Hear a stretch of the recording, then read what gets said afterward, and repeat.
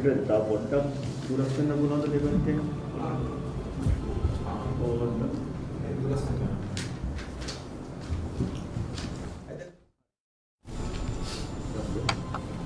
හරියට. මාධ්‍යවේදී හිතවතුන් සහෝදරත්වයෙන් පිළිගන්නවා. විශේෂයෙන්ම මාධ්‍ය සාකච්ඡාව කැඳවුම් ලැබුවේ ජනාධිපති කමිෂන් සභාව වෙත අපට කැඳවීමක් ලැබී තිබෙනවා. ඒ කැඳවීම පිළිබඳව අපේ ස්ථාවරය ප්‍රකාශයටපත් කරන්න. හෙට 11:30ට දේශපාලන පරිගැනීම් පිළිබඳ පරීක්ෂා කර තොරතුරු ලබා ගැනීම සඳහා වන ජනාධිපති පරීක්ෂණ කොමිෂන් සභාවට මාව කැඳවා තිබෙනවා. හෙට උදේ 11:30ට එම කැඳවීමේ සිතාසිය අපගේ පක්ෂ කාර්යාලයට ලැබී තිබෙනවා. ඒ පිළිබඳව මා දැනුවත් වී තිබෙනවා. ඒ අනුව හෙට දිනේ 11:30ට එම කොමිෂන් සභාව හමුවේ පෙනී සිටින්න මා සූදානම්. ඒ විශේෂයෙන්ම අපි දන්නවා අපේ රටේ මහජනයාගේ ධනය දේශපාලකින් කණ්ඩායම ඒ වගේම ඔවුන්ගේ රැකවරණේ පෝෂණය වෙන ව්‍යාපාරික කණ්ඩායම ඒ වගේම ඔවුන්ට විවිධාකාරයෙන් අනුබල දක්වන රාජ්‍ය සේවය අතලොස්සක් වන කුඩා කණ්ඩායමක් අපේ රටේ මහජනයාගේ දේපල විනාශ කරන්න, හොරකම් කරන්න කටයුතු කරලා තිබෙනවා. ඒ ස්වල්ප ප්‍රමාණයක් නොවේ. ඔබට මතක ඇති හිටපු විගණකාධිපතිතුමා වාර්තාවක් කරා පෙන්වා දෙනු ලැබුවා අපේ රටේ මුළු ණය ප්‍රමාණය ට්‍රිලියන 11කට ආසන්න වුවත් ඒ ණයවලට සරිලන වත්කම් ගොඩනැගී තිබෙන්නේ ට්‍රිලියන 1.8ක් වැනි සොච්චම් ප්‍රමාණයක් බව. ඒ කියන්නේ ට්‍රිලියන 11ක් ණය ගන්නකොට ට්‍රිලියන 11ක ණය බරක් රට හිර වෙනකොට වත්කම් ගොඩනැගී තිබෙන්නේ ට්‍රිලියන 1.8යි නම් එයින් කියන්නේ අන් කවරක්වත් නොවේ. ට්‍රිලියන 9.2කට ආසන්න මුදල් ප්‍රමාණයක් වතුරේ ගහගෙන ගොස් තිබෙන බව. ඒකනේ කියන්නේ. ඒතර මේ ධනයට මොකද්ද උනේ? අපි සතුව විශාල තොරතුරු ප්‍රමාණයක් තිබෙනවා. මේ ධනය වතුරේ ගසාගෙන ගොස් නොවේ තිබෙන්නේ. මේ ධනය මා කලින් සඳහන් කළ දේශපාලන කණ්ඩායම ඔවුන් යටතේ යැපෙන ව්‍යාපාරික චෞර කණ්ඩායම ඒ වගේම අතලොස්සක් වන නිලධාරීන් කණ්ඩායමක් අත මේ ධනය කේන්ද්‍රගත වෙලා තිබෙනවා. අපේ රට අද විශාල ණය උගුලක හිර වී තිබෙනවා. රට විශාල ණය උගුලක හිරකොට ගන්නා ලද මේ ධනය මේ මුදල් ප්‍රමාණය කුඩා කණ්ඩායමක් අත සංසරණ වෙන තත්ත්වයක් බවට පත් වී තිබෙනවා. දේශපාලන ව්‍යාපාරයක් හැටියට අපි පෞද්ගලිකව මම මෙම මහජනයාගේ දේපල හොරකම් කිරීම පිළිබඳව නාස්ති කිරීම පිළිබඳව අනවරත අරගලයක අපි නිරත වී සිටිනවා. ඒ මාගේ හෝ මාගේ පක්ෂ කිසියෙකුගේ නිවසට මේ ධනය ගෙන යාම සඳහා නොවේ. ඒ අන්කවරක් සඳහාවත් නොවේ.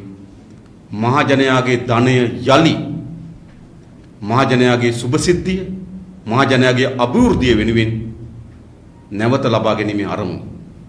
ඒ වගේම මේ වංචාව දූෂණයේ නාස්තියට තීරණාත්මක ලෙස තිත තැබීමේ අරමුණ. අපේ පක්ෂයේ විශේෂයෙන්ම අපේ වසන්ත සමරසිංහ සහෝදරය, අපේ සුනිල් හඳුන්නේ සහෝදරය, ඒ වගේම අප එම වංචා දූෂණ වලට ක්‍රියාත්මක කිරීම සඳහා බල එරෙහිව ක්‍රියාත්මක කිරීම සඳහා බලය ලැබී තිබෙන ආයතන තිබුණා. එය අපරාධ පරීක්ෂණ කොමිෂන්, අපරාධ පරීක්ෂණ දෙපාර්තමේන්තුව, අල්ලස්සෝ දූෂණ විමර්ශන කොමිෂන් සභාව, ඒ වගේම ඒ වෙනුවෙන්ම ගොඩනගන ලද FCID බරපතල මූල්‍ය අපරාධ කොට්ටාස. අපි මොකද කර තිබෙන්නේ? අපි මේ කොට්ටාසයන් සඳහා අපි පැමිණිලි ඉදිරිපත් කොට තිබෙනවා. ඒ කුමක් වෙනුවෙන්ද? මෙම මහජනයාගෙන් වංචා කරන ලද දීපල යලි මහජනයා වෙත ලබා ගැනීමේ ආරම්භය. ඒ සඳහා අපි එම ආයතනට පැමිණිලි කිරීම පමණක් නොවේ. අපි පාර්ලිමේන්තුවේදී ඒ පිළිබඳ සවිස්තරාත්මක කරුණු එකින් එක සමහර අවස්ථාවල ඒට වගකිය යුතු පුද්ගලයන් ඉදිරිපිට අප සමහර වංචා දූෂණ කතා කරේ.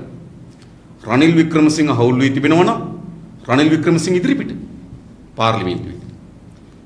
ලක්ෂ්මන් කිරියල්ල හවුල් වී තිබෙනවා නම් ලක්ෂ්මන් කිරියල්ල ඉදිරිපිට. මහින්දානන්ද අලුත්ගමගේ හවුල් වී තිබෙනවා නම් ඔහු ඉදිරිපිට. මහින්ද රාජපක්ෂ මහත්මයා හවුල් වී තිබෙනවා නම් ඔහු පාර්ලිමේන්තුවේ සිටින විට ඔහු ඉදිරිපිට. ඇයි? මහජනයාගේ දීපල වංචා කරලා හොරකම් කරලා නිදැල්ලේ කිසි කෙනෙකුට ඉන්න අයිතියක් නැති බැවි. පාර්ලිමේන්තුවේ පමණක් නෙවෙයි. අපි පාර්ලිමේන්තුවෙන් පිටත අපි අදහස් ඉදිරිපත් කිරීමේදී අපි කරුණු ඉදිරිපත් කිරීමේදී එපමණක් නෙවෙයි. ඔබට මතක ඇති පහුගිය කාලේ අපි උද්ඝෝෂණ ගණනාවක් කරා මෙම වංචනිකයන්ට දඬුවම් දෙන්න වංචා කරන ලද දීපල යලි පවර ගන්න කියලා. නිසා දේශපාලන ව්‍යාපාරයකට අපි පෞද්ගලිකව මම මෙම වංචාව දූෂණයට එරෙහි පාර්ලිමේන්තුවෙන් පිටතත් අරගලකට තිබෙනවා. දැන් සිදුවී තිබෙන දේ තමයි අපට ජනාධිපති විමර්ශන කොමිසම සභාවකට එන්න කියා තිබෙනවා. සිතාසියක් යවා තිබෙනවා. හෙට 11:30ට. ඉතින් අපි මොකද කළ යුතු වන්නේ? මෙම වංචා දූෂණය නාස්‍යයට එරෙහි අනවරත අරගලීම කොටසක් සම්දිස්ථානයක් බවට එම ජනාධිපති කමිෂන් සභාව පත් කරගන්න අපි සූදානම්. මේ රටේ ජනතාව දැනගත යුතුයි. ජනතාවට අයිති දීපල පාසලේ දරුවාට වෙසිකිළියක් වතුර ලබා දෙන්න තිබෙන දීපල, රෝහලට බෙහෙත් දෙන්න තියෙන දීපල, ගොවි ජනතාවට පොහොර ලබා දෙන්න තිබෙන ධනය, රටේ ජනතාවගේ සුබ සිද්ධිය වෙනුවෙන් වැය කළ යුතු ධනය කුඩා කණ්ඩායමක් අත සංකේන්ද්‍රණ වී තිබෙනවා නම් මා හිතනවා පොදු ජන අරගලයේම බවට පත් විය යුතු වන්නේ මෙම වංචනිකයට දඬුවම් ලබා දීම සහ වංචා කරන ලද දීපල පවරා ගැනීම. මා හිතනවා 2015 ආණ්ඩුවට 2015 ගොඩනැගෙන ලද ආණ්ඩුවට ලැබුණු ජනවරමේ ප්‍රබලම කොටසක් නියෝජනය කරන ලැබුවේ වංචනිකයට දඬුවම් දෙන්න කියන එක. ඔබ බැලුවොත් 2015 මැතිවරණ වේදිකාවේ වැඩිම සාකච්ඡාවට බඳුන් වූ කරුණු තමයි වංචා පිළිබඳවත් වංචනිකයට දඬුවම් ලබා දීම පිළිබඳවත් එම දීපල යලි ලබා ගැනීම පිළිබඳව. හැබැයි 2015 කොට නැගුණු ආණ්ඩුව එම ජනවරමට මුළුමනින්ම ප්‍රතිපක්ෂව ගමන් කරමින් යලි අර පරණ වංචා දූෂණ නාස්ති පාරම ගමන් කර තිබෙන බවට ඕනතරම් අපි සතු උදාහරණ තිබෙනවා. හැබැයි ඒ ආණ්ඩුව මෙහෙ බොහෝ අය වංචනිකයන් රකින්න වංචාවේ යෙදෙන්න කටයුතු කරත් අපේ කටයුතු කර තිබෙන්නේ කෙසේද?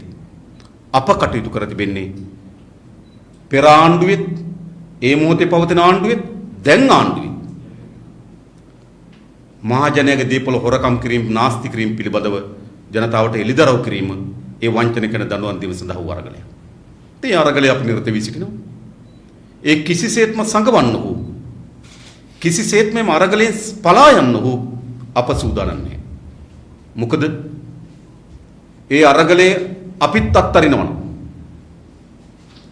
වංචනිකයන් දූෂිතයන්ට එරෙහිව කරන සටන අපිත්ම ගහරිනවා. කවුද කරන්නේ? මා හිතනවා මේ මොහොතේ ඊට එරෙහි අරගලය අපේ කරමත පැටවී තිබෙනවා. ඒ නිසාද අපේ රට අවශ්‍ය වී තිබෙන කුමන වර්ගයේ කොමිසමක්? අපි ඈත ගමක පුරවැසියෙක්ගේ මාධ්‍යවේදියෙක් හැටියට ඔබගෙන් ඇහුවොත් මේ රටේ වංචා දූෂණ වලට එරෙහිව පවතින ආණ්ඩු ගනු ලැබූ තීරණ ප්‍රමාණවත්ද? ආందోලනයට තුඩු දී තිබෙන වංචනිකයන් නීතිය හමුවට පැමිණීම සඳහා ගන්නා ලද ක්‍රියාමාර්ග ප්‍රමාණවත්.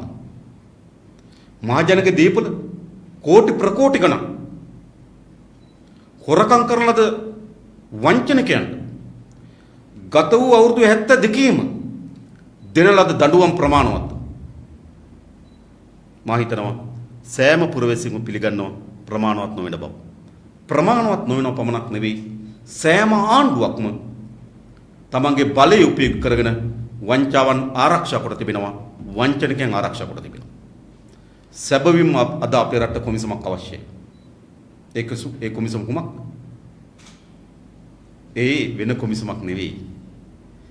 මේ වංචනිකයන් මේ තරම් ධනෙ හොරකම් කරලා නිදැල්ලේ ගැවසෙන්නේ කොහොමද කියලා සොයා බැලීම සඳහා මහජන විනිශ්චය කොමිසම් සභාවක් අද අපේ රට අවශ්‍යයි. සෑම පුරවැසියෙක්ම එල්ල කරනු කියේ. පළාත් පාලන ආයතන සම්බන්ධ නිලධාරී, අමාත්‍යංශ වලට සම්බන්ධ නිලධාරී, සාමාන්‍ය ගමේ පුරවැසියන් මේ හැම දෙනාම දන්නවා මේ වංචා සිදු වී තිබෙන ආකාරය, මේ ධනෙ කේන්ද්‍රගත වෙලා තිබෙන කාගාවද කියන එක පිළිබඳව. නිසා අද අපේ රටේ ප්‍රබල මධ්‍යස්ථානයක් අවශ්‍යයි. මේ වංචාවන් සිදු වුණේ කොහොමද? වංචනයේ ධනෙ රැස් වී තිබෙන්නේ කොතනද කියලා සොයා බැලීම සඳහා මහජන විනිශ්චය කොමිසම සභාවක්. හැබැයි ඒ වෙනුවට ජනාධිපති ගෝඨාභය ගොඩනගා තිබෙන්නේ ඊට පරස්පර වූ කොමිසම් සභාවක්. විශේෂයෙන්ම ඔබ හිතන්න මෙම කොමිසම් සභාව වෙත නීතිපති දෙපාර්තමේන්තුවේ නිලධාරීන් කැඳවා තිබෙනවා. එතකොට එම කොමිසම් සභාව හමුවේ නීතිපති දෙපාර්තමේන්තුවේ නිලධාරීන් කොමිසම් සභාව හමුවේ වග උත්තරකරුවෙක් වෙනවා. උදාහරණයකට ගත්තොත් මේ සිතාසියම මා දැක්ක මාධ්‍ය වාර්තා කරලා තිබුණා නීතිපති දෙපාර්තමේන්තුවේ නිලධාරීන්ට යවා තිබෙන බව. දැන් මේ නීතිපති දෙපාර්තමේන්තුවේ නිලධාරී මහත්මයා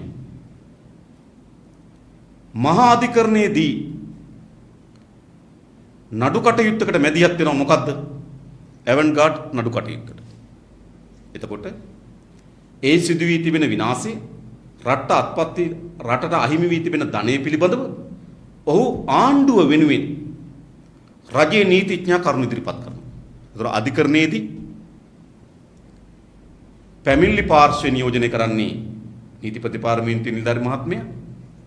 වග උත්තරකාර පාර්ශ්වය නියෝජනය කරන්නේ ඇවන්ගාඩ් සමාගම. ජනාධිපති කොමිසමේදී එම නීතිඥ මහත්මයා වග උත්තරකරුවෙක් බවට පත් වී තිබෙනවා. ඇවන්ගාඩ් සමාගම පැමිණිලිකරුවෙක් බවට පත් වී තිබෙනවා. මා මේ රටේ ජනතාවගෙන් ඉල්ලා සිටිනවා. මෙවැනි ක්‍රියාදාමය මොනතරම් යුක්ති සහගතද කියලා ඔබ කිරාමන බලන්න. මම නැවතත් කියන්න. අධිකරණයේදී එම නීතිඥ මහත්මයා පැමිණිලිකරු වෙනවා. ඇවන්ගාඩ් වග උත්තරකරු වෙනවා. ජනාධිපති කොමිසමේදී එම නීතිඥ මහත්මයා වග උත්තරකරු වෙනවා. ඇවන්ගාඩ් අයිතිකරු පැමිණිලිකරු වෙනවා. අධිකරණයේදී නීතිඥ මහත්මයා ඔහුගෙන් ප්‍රශ්න කරනවා. ජනාධිපති කොමිසමේදී නීතිඥ මහත්මයා ඇවන්ගාඩ් ප්‍රශ්න කරනවා. ඊට අපි මෙවැනි කරුණු ගොඩක් තියෙනවා. ඒ නිසා මේ සභාව හමුවට, මේම කොමිසම් සභාව හමුවට යන්න අපි ලෑස්ති. ඒ අන් කවරක්වත් සඳහා නොවේ. මෙම වංචා දූෂණ සඳහා අපේ අනවරත අරගලීම තවත් සම්දිස්ථානයක් බවට, තවත් ජනතාවට එල්දරව් කිරීමේ ස්ථානයක් බවට පත් කිරීමේ අරමුණක් අපිට තිබෙනවා. ඒ නිසා 11:30ට බණ්ඩාරනායක අනුස්මරණ සම්මන්ත්‍රණ ශාලාවේ පිහිටවා තිබෙන එම කොමිසම් සභාව වෙත මා යන්න සූදානම්. ඉතින් මේ කරුණ තමයි විශේෂයෙන්ම ඉදිරිපත් කරන්න තිබුණේ. ඊට අමතරව කරුණු මොනවා හරි තිබෙනවද ඔබට විමසන්න පුළුවන්.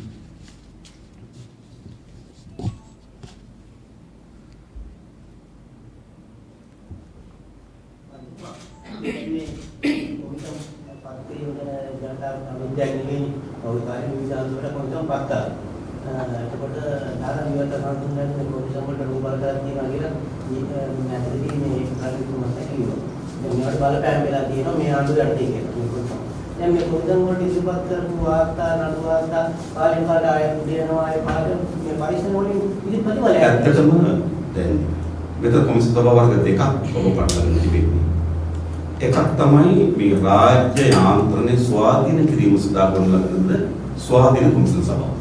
يعني ස්වාධීන පොලිස් කොමිසම් සභාව, ස්වාධීන විද්‍යාල කොමිසම් සභාව, ඒ කොමිසම් සභාව. මේක ඒ ගණේලා සැලකෙන කොමිසම් සභාවක් නෙවෙයි.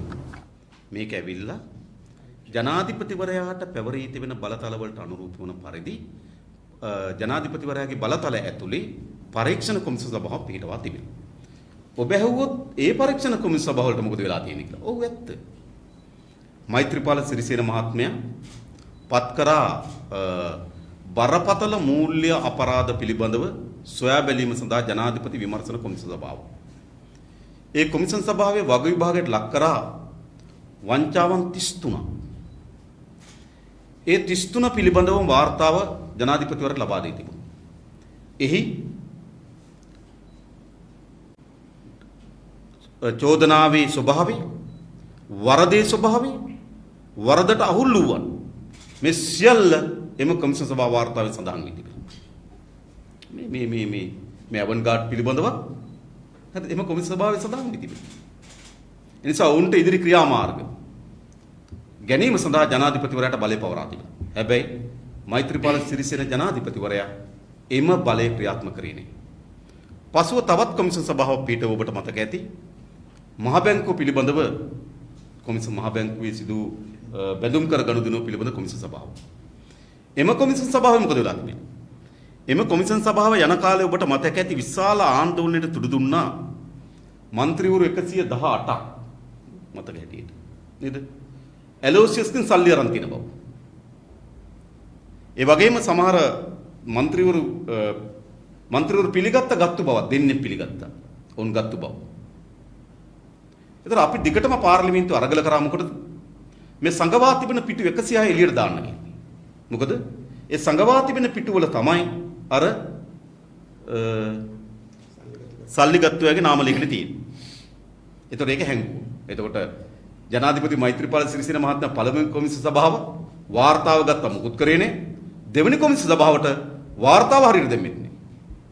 ඔබ කියන එක ඇත්ත. ඒ නිසා මේ කොමිසම් සභාවල ක්‍රියාකාරීත්වයත් නැවත පරීක්ෂා කිරීමට භාජනය කරන්න ඕන. ඒ වගේ මුදල් කොච්චර නාස්ති වුණාද කියලා. දැන් ඇති වෙලා තියෙන තත්ත්වය. නමුත් දැන් නව කොමිසම් සභාව පිටවා තිබෙනවා. ඒ ගෝඨාභය රාජපක්ෂ මහත්මයා ජනාධිපතිවරයා ලෙස මේ කොමිසම් සභාව පිටවා තිබෙනවා. ඉතින් අපි බලමු මේ කොමිසම් සභාවේ වාර්තාවට කවර ආකාරයක ක්‍රියාමාර්ගයක් ගනීවිද කියලා අපි ඉදිරියේදී කල්පනා කරලා බලමු. කෙසේ වුවත් මෙම කොමිසම් සභාවේ සඳහා අපි සහභාගී වෙමින් අපේ කරුණු ඉදිරිපත් කිරීම මා හිතනවා අපේ වගකීමක්. ඒ වගකීමට අපි බැඳී සිටිනවා. දේශපාලනේ යතුරු දැක්කේ දැන් ඊයේ නැවත ආයි කරලියට ඇවිල්ලා තියෙනවා හරියට ප්‍රනාන්දු කාර්යාලයතුමාට අපහසුතාවයක් අර පත්‍රවලත් ඒ සම්බන්ධව බලලා තියෙනවා. එතුමාගේ ස්ථාවරය ගැන මා හිතනවා අපේ රටේ දේශපාලකයන් බොහෝ අවස්ථාවල ආගමික සංස්ථාවන් සහ ඒ නායක ස්වාමින් වහන්සේලා තමන්ගේ දේශපාලන න්‍යාය පත්‍රයට සම්බන්ධ කරගන්න. විටක ඡන්ද ලබා ගැනීම වෙනුවෙන් තව විටක මේ ඡන්ද ලබා ගැනීම සඳහා ආශිර්වාද පැත්තෙන් තව විටක ප්‍රහාරාත්මක ලෙස ඡන්ද ලබා ගැනීම වෙනුවෙන්. ඒ අනුව තමයි මා දැක්කා හරෙන් පනාන්දු മന്ത്രിවරයා ප්‍රකාශ කරලා තිබුණා අගරද ගුරුතුමාගේ ක්‍රියාකාරීත්වය ඒගොල්ලන්ගේ පරාජයට හේතු වුණා ඒ කුමන්ත්‍රණයක් කියලා. හැබැයි අපි හරියට ආපහු ඒ සිදුවීම් දාමයට ගිහිල්ලා බැලුවොත් ඒ සිදුවීම් දාමයට ගිහිල්ලා බැලුවොත් ඒ කියන්නේ අප්‍රේල් මාසේ 21 වෙනිදා ඒ ප්‍රහාරය සිදු වෙනකොට ඒ ප්‍රහාරය පිළිබඳ සියලු දත්ත තොරතුරු ලැබී තිබීදී මට මතකයි ඒ වෙලාවේදී අගරද ගුරුතුමා ප්‍රකාශ කරා අඩුම තරමේ මට දුරකථනින් කිව්වනම් මම මේ මිනිස්සු බේර ගන්නවා කියලා. ඔබට මතක ඇති. එනනම් අපි ඒ පූජාව නතර කරනවා කියලා කිව්වා. ඒ නිසා උන්වහන්සේට එම ප්‍රහාරය පිළිබඳවත් එම ප්‍රහාරයෙන් විශේෂයෙන්ම උන්වහන්සේගේ ආගමික භක්තිකයන් ඝාතනය වීම පිළිබඳවත් වේදනාවක් තිබෙනවා. ඒ සඳහා සාධාරණ පිළිබඳ අරගලයක් තිබෙනවා. හැබැයි අපි ඒ අරගලය කවර දේශපාලන පක්ෂයට වාසි වෙනවද අවාසි වෙනවද කියලා කිරාමණී බැලීම ඒ තරම් යුක්ති සහගත නැහැ. මොකද ඒ ඝාතනය වූවන්ට සාධාරණයක් ඉටු කිරීම සඳහා උන්වහන්සේගේ අරගලයක් තිබෙන බව අපි දන්නවා. ඒකද. එතුමා ඒකේ නම් මේ අවස්ථාවේ ප්‍රකාශ කළේ හරින් ප්‍රාන්ත පියා කියලා තියෙනවා මේ යන්න එපා මේ වගේ සත්‍යයක් තියෙනවා යන්න එපා කියන දේ ගැන විතරනේ මා කිව්වේ 21 වෙනිදා සම්පූර්ණ ක්‍රියාදාමය වාර්තා සඳහන් කර තිබීදී සමහර ජනාධිපතිවරයා ඒ වගේම ඒ වෙලාවේ විපක්ෂ අගමැතිවරයා විපක්ෂ නායක මහින්ද රාජපක්ෂ මහත්මයා ඔවුන්ගේ ආරක්ෂක අංශ වලට නිසි ලෙස මේ දැනුම් දී තිබීදී ඒ වගේම හරෙන් පනාන්දුගේ පියා ඔහුට ඒ ප්‍රකාශ කරායයි කියලා හරෙන් පනාන්දු කියා සිටීම මේ සියල්ල විසින් තමයි ඒ 21 වෙනිදා ප්‍රහාරය පිළිබඳව කුකුසක් සැකයක් සහ ආණ්ඩුව වගකීම් අත්තරීම් පිළිබඳව විවේචනයක් ගොඩනගෙන්නේ. ඒ විවේචනය තමයි මා හිතන්නේ උන්වහන්සේ ප්‍රකාශපත් කරන්නේ. තමයි සජිත් ප්‍රේමදාස මහත්තයා කියලා දැන් මේ ජනතාවට දෙන 5000ක් වැඩක් නෑ. හැබැයි මම අගමැති වුණොත් 20000ක් දෙනවා ආර්ථිකව ගොඩ ගන්නකම් කියලා එහෙම පුළුවන්. ඒ තුමකින් තමයි. හැබැයි අපි විශ්වාස කරනවා මේ මහා පරිමාණ වංචා දූෂණ නතර කරා නම් මෙවැනි අර්බුදයකදී ජනතාවට සහන ලබා දීම සඳහා අතිරේක සංචිතයක් අපි ගාව සභාගත යුතු තිබුණා. මේ ආණ්ඩුව අවුරුදු 72ක් අපේ රට පාලනය කරලා මෙවැනි අර්බුදයකට මුහුණ දීම සඳහා වූ සංචිතයක් අපි සතුවනේ. අපේ රටේ ආර්ථිකය තියෙන්නේ එදා දේශීය ආදායමකින් රේගුවෙන් සුරාබදුවකින් සල්ලි ටික ගෙන්න ගන්නවා එදා වියදම් කරනවා. එදා වේල ටුවර්ස් ආර්ථිකය. ඒ නිසා මාස දෙකක් කොරෝනා තත්ත්වයක් ඇති වුණාම ඒ තත්ත්වයට ජනතාවගේ ජන ජීවිතය අඩාල නොවි සහන සැලසීම සඳහා වූ ආර්ථික සංචිතයක් අපි සතු නොමැති ප්‍රශ්නේ තමයි මෙතන පැනනගෙන තිබෙන්නේ.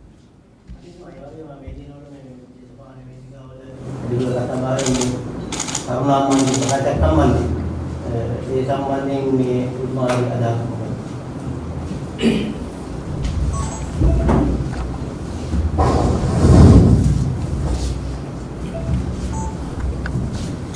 ඇත්තටම දැනේ කරුණාම්මාන කළ තියෙන ප්‍රකාශය ටිකක් අපේ සමාජය බරපතල ලෙස සැලකී යුතුලා විශ්වාස කරනවා.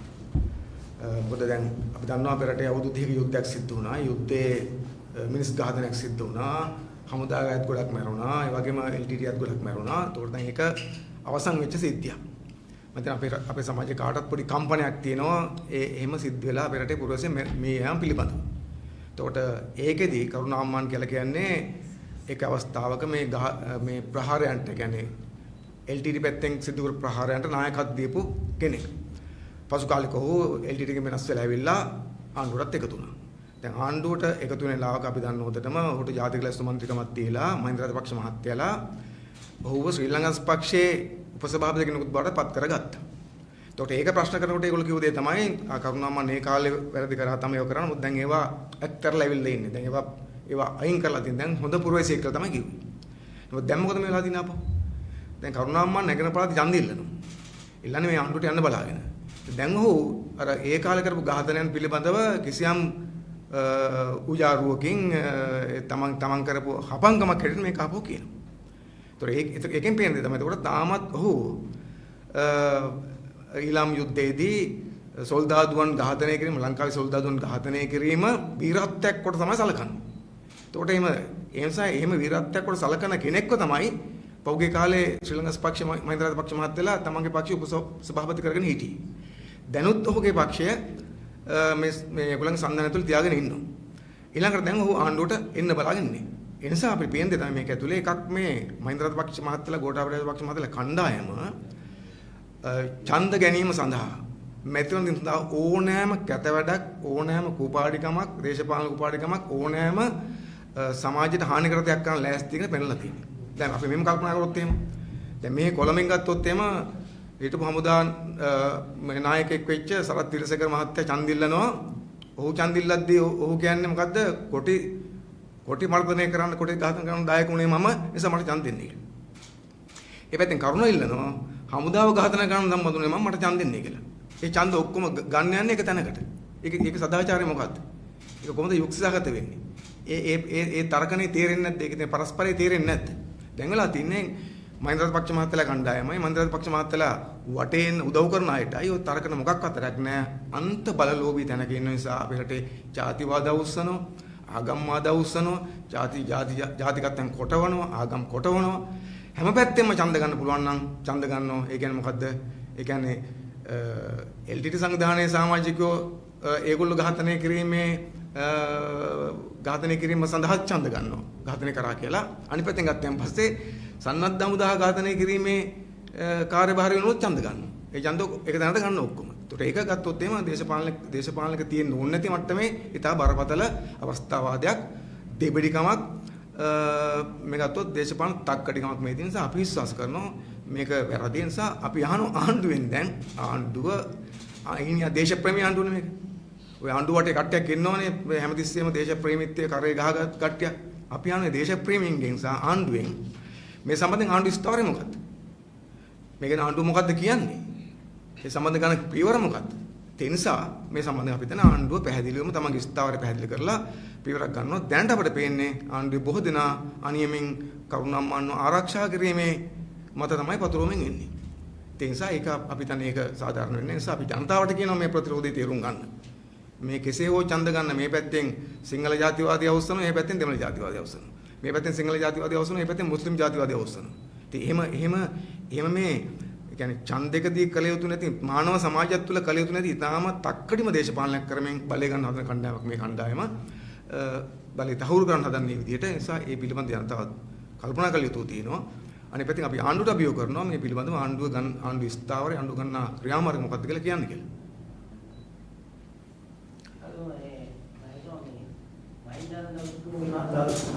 මේ කතාවක එකක් මේ සතර කතාව 2011 දී ලෝක කුසලානේ ජයග්‍රහණ ලබා ගන්න තිබුණේ අපට අහිමිලා ගියා මේ මුදල තරගේ පාවා දුන්නා කියලා.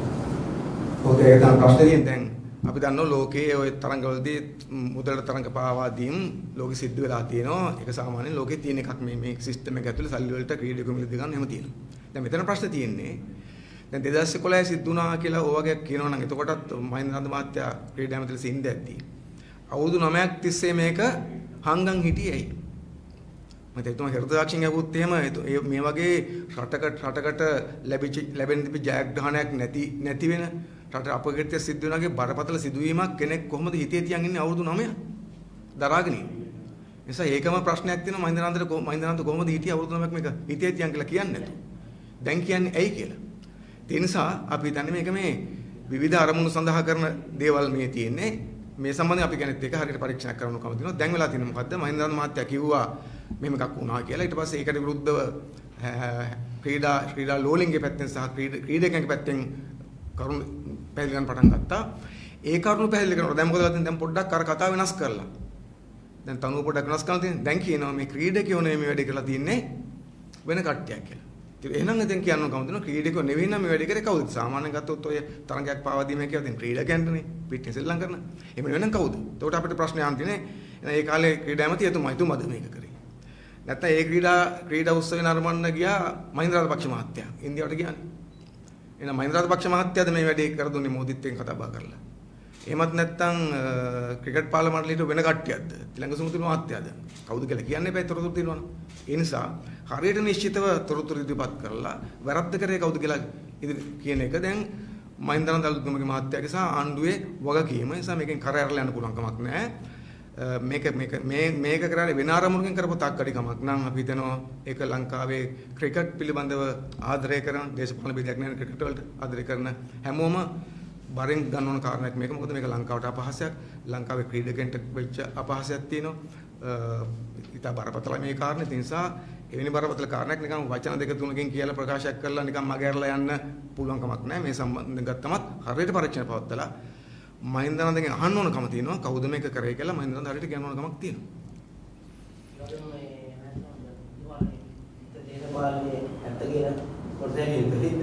ජනතාව අතට ගිහිල්ලා නැතිවම ගියා ප්‍රතිඵලයේ ඒ කර්මට ඉන්නේ නැහැ. ඒ පිළිබඳව කොහොමද පිළිගන්න කරාගේ මට ඊට කලින් මට පොඩ්ඩක් එකතු කරන්න ඕන අපි අර කලින් අපේ මේ මොකද මේ පොත් සාකච්ඡාවේ අරමුණු කාරණේට. අපි ඊට පැත්තට දාලා ඉන්දියාව කියන්නේ අපේ අරමුණ උනේ මේ අර ජනාධිපතිගේ ওই විශේෂ කොමිසම විසින් කැඳවපු ප්‍රශ්නනේ අවසෝදරයව. එතකොට අපි එකක් කියනවන්නේ මෙහෙම කියන්නේ ආණ්ඩුවේ අරමුණ අපිට පැහැදිලි. ඉතා පැහැදිලි. නිසා අපි නිකන් අර මොකක්ද අඳුර අතපත කැමක නැහැ. මේ තියෙන්නේ මොකද්ද? අපි ජනතා විමුක්ති පෙරමුණ සහ විශේෂයෙන් අනුස්තර සහෝදරයා පහුගිය කාලේ රාජපක්ෂවරු කරපු වංචා දූෂණ පිළිබඳව කරුණු ගොඩාක් හෙළිදරව් කරා. ඒක එකක්වත් බොරු නෙවෙයි ඇත්ත දේවල්.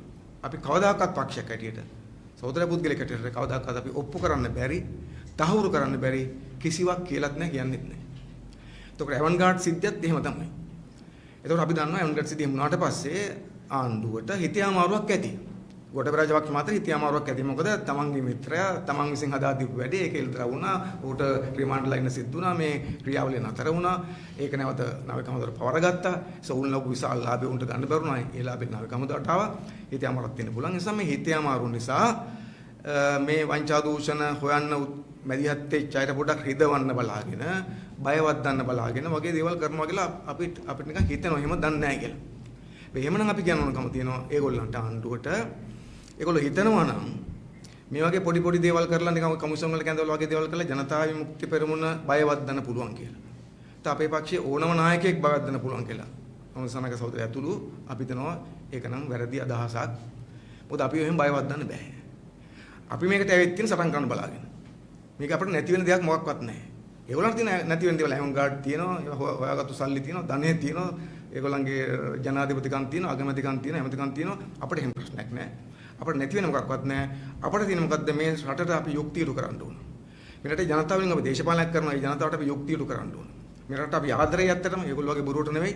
නිසා මේ රටේ ධනය, මේ රටේ ජනතාවගේ ධනය කවුරු හරි හොරකම් කරන මංකොල්ල කරනවා නම් ඒක අපි හෙලි කරන්න ඕන. ඒක නැවත ජනතාවට ලබා දෙන්න අපි මහන්සි වෙන කවදා ගන්න පුළුවන් වුණක් කමක් නැහැ මහන්සි වෙන්න ඕන. ඉතින් අපි ඒ කාර්ය කරමින් ඉන්නේ. කවුරු සහෝදරයා පොගේ කාලේ කරේ ඒ කාර්යය. එනිසා මේ රටේ ජනතාවගේ නාස්තිකර මුදල් ටික නාස්ති කරේ කවුද, හොරකම් කරේ කවුද, වංචා කරේ කවුද කියලා හොයා දීලා ඒක නැවත අය කරගෙන ඉන්න මැදිහත් වෙච්ච කෙනෙකුට ආණ්ඩුවක් කටයුතු කරන්නේ නිකන් වැරද්දක් කරපු කෙනෙක්ට වගේ නම් අපි හිතනවා අපි රට ගමන් කරමින් ඉන්න පැත්තේ තරම් හොඳ වෙන්නේ නැහැ කියලා. ඒ නිසා අපි ආපහු කියන්නේ තමයි එකක් අපි බය කරන්න හදනවා නම් ඒක සිද්ධ වෙන්නේ නැහැ. අපි දුර්මුඛ කරන්න හදනවා නම් මේ ජාතිය කරලා ඊට පස්සේ නොකර ඉන්න එහෙම වෙන්නේ නැහැ. හෙටත් අපි මේ වැඩේ කරනවා. අපි කරනවා. ඒ වගේම අනිත් පැත්ත කියනකම තියෙනවා දැන් මේ පුද්ගලයෙක් ලෙස ඉන්න කියලා තියෙනවා සහෝදරයාට. හැබැයි අපි කියන ආණ්ඩුවට මේක අපි බාරගන්න එහෙම නෙවෙයි. මේක බාරගන්න පක්ෂයක් හැටියට.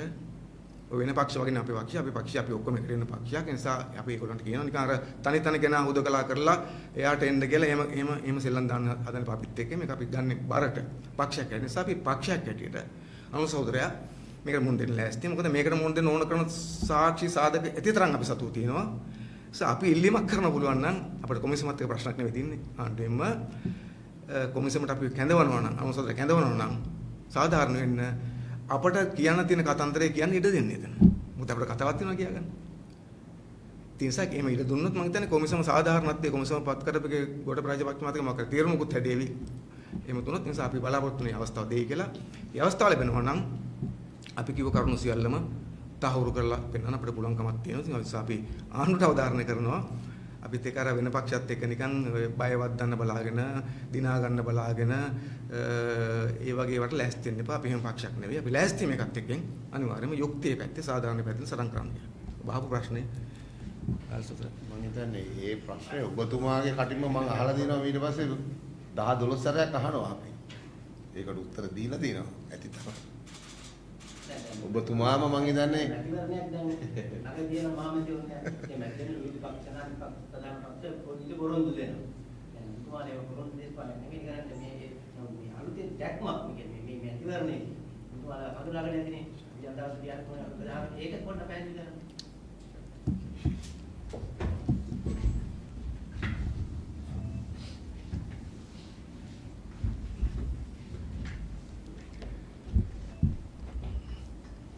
අගෝස්තු 5 පවත්වන මැතිවරණයේදී ජනතාවගේ ප්‍රධාන අපේක්ෂාව බවට පත් වෙලා තිබෙන්නේ පාර්ලිමේන්තුවේ හිටපු 225 දෙනා වෙනුවට ඒ 225 දෙනාගෙන් අපේ 6 දෙනා ඇර හොරකම් වංචා දූෂණ වලට විවිධාකාරයෙන් සම්බන්ධ වෙලා ඉන්න පිරිස එළියෙන් තියලා ජනතාවගේ ඕනෑපාකම් ඉෂ්ට කරන්න සමත් පාර්ලිමේන්තු නියෝජිතයෝ 225ක් පත් කිරීම.